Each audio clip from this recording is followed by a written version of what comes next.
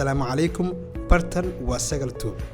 مرول بوحان نجا هشان واحد نحيس الجلية سنهردي كوكو بلانقادني برنامجك لوجو مقعدري برد الكعجة إنه نقنطنا برنامج تحنا هذا هو حنقول بلعبتنا قبل كبنادر مقالة مدحيس مقدسو عاصمة دالكينا haddaba 17 degmo ee gobolka Banaadir uu ka kooban yahay ayaa maalin u soo qaadan doona oo barnaamijkeena baro dalkaaga inuu noqon doono kuwa aan ku bilowno haddaba degmada hodan ayaa noqon doonta degmada ugu horeysa ee sheekadeena ay ka bilaaban doonto haddaan idin kashana haddaba magaca degmada hodan maxaa uu ku baxay waa sheeko jacayl qosaysa ashaqna waa cajiib haddii aad ku cusub tahay bartan sagal tube fadlan like share comment iyo subscribe si aad mar walba u hesho sheekooyinka xiisaha badan aan soo gudbino oo munaafacaad kadib ah sagal tube mar waliba waa wehelkaaga kulanti wacan oo wanaagsan daawadayaal waxaan guda gali doonaa barnaamijkeena baradalkaaga oo aan ku bilaabi doono degmada hodan sida balantu ahayd hodan waxa ay qayb ka tahay 17 degmo ee gobolka Banaadir degmadan ayaa caan ku ah waxyaabo fara badan dadkuna inta badan ay ku yaqaaneen sida isbitaalo caan ah iskuulo hoose dhexe sare oo caan ah iyo goobo waxbarasho iyo goobo ganacsi oo sarakac ballaaran sameynayay muddooyinkii ugu dambeeyay degmada hodan ayaa qayb ka degmooyinka ugu dhismaha qurxoon ee dalkeena haatan ka jira degmadana waxa ay leedahay taariikh aad markaa loo jeclaysan karo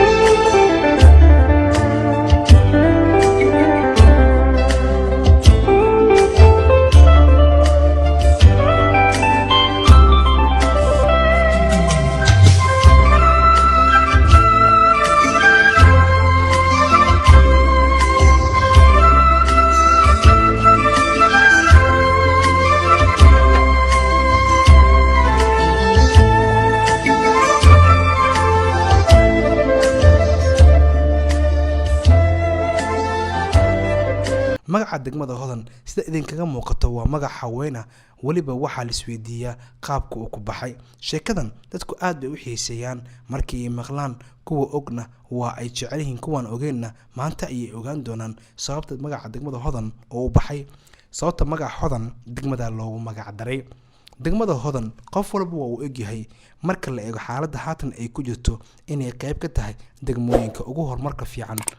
degmooyinka ku yaala gobolka Banaadir sanadka markuu ahaa 1946 waa markii ay wada socdeen ama wada hasaawayeen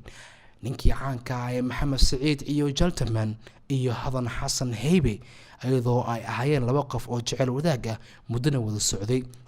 muddo kadib way isguursadeen Master Gentleman iyo gabadhii hodan ahayd Gentleman waxa uu ahaa wiil 26 jir ah halka hodan ay ahayd gabar yar oo 18 jir ah jaceelka ayaa mideeyay hodan waxa ay la nooleed hooyadeed oo maqaayo karin jirtay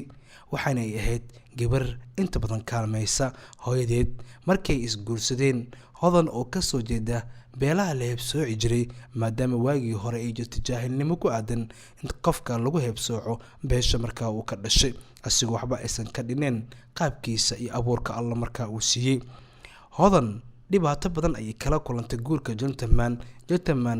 caqabad badan ayuu kala kulmay reerihiisa ilaa uu gaaro in dhaawac loo geysto gacantana markaa laga jibiyo Gentleman oo qayb ka ahaa dhalinyaradii Israel ayaana garanayn heebsooca waxa la yiraahdo maadaama oo u yaqaan Soomaalidu inay tahay hal cid ka sareysana aysan jirin hodan xasan Heybe iyo hooyad ayaa ugu dambeyn dhibaatadii bandeed ka guuray ayagoo dhanka iyo gobolka waqooyi aaday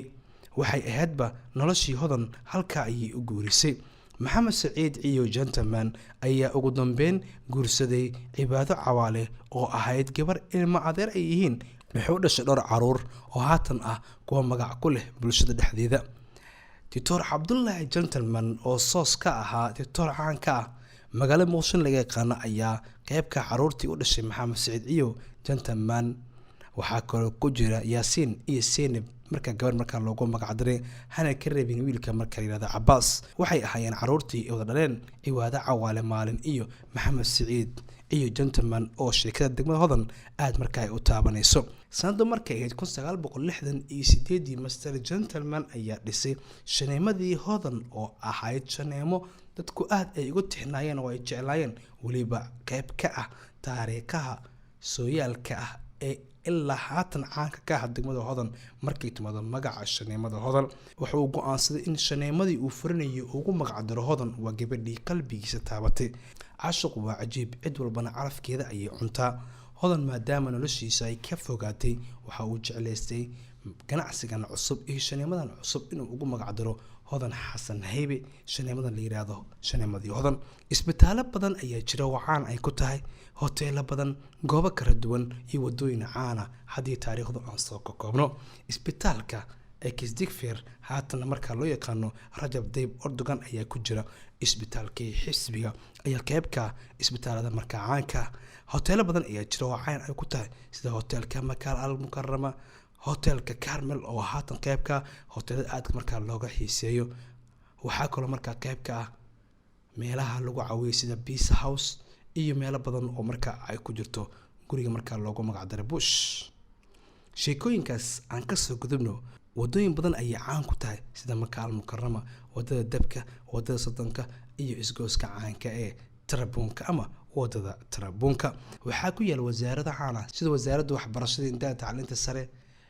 waxaa kaloo ku yaal dhismihii weynaa ee shaqaalaha. haatan waxaa ku yaala xarunta weyn ee immigrationka iyo xarumo kaloo caan ah oo Hodan markaa ay caan ku tahay. degmada Hodan lama soo koobi karo taariikhdeeda maadaama ay qayb ka tahay degmooyinka ugu caansan. waliba waxaan la iloobi karin geesigii weynaa, geesigii Soomaalidu ay wada garanaysay, taariikhdiisii Axmed Guri. isgooska ugu caansan isgoosida ayaa qayb kaga yaal degmada Hodan, waa isgooska lambar 4. cid walba oo dalka ku cusub iyo ciddii ku dhalataba ay wada taqaan. waxaa kaloo jira dhowr carwo ayaa ku yaala sida carwada Taleex oo ah carwo qadiimiya. carwooyin kale ayaa jiro haatan magac ku leh, balse qadiimiga in la sheego ayaa markan ka wanaagsan kuwa haatan markaa in la bunbuuniyo. garoomo kala duwan kubadda cagta ayaa ku yaala oo dhalinyaradu markaa ay ku diirsadaan.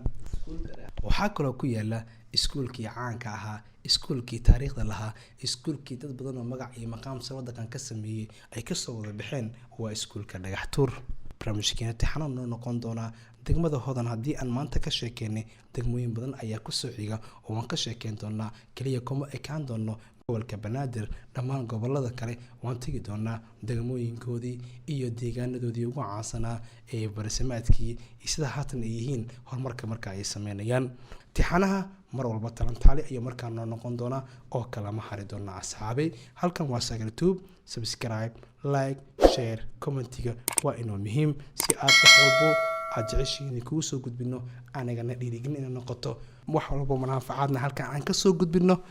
calaamada yar ee gambalaalka furo si wax walbo aan soo dhigno aad u aragto. anigu waa Muzammil Sayid, Sagal Tube. maalin wanaagsan.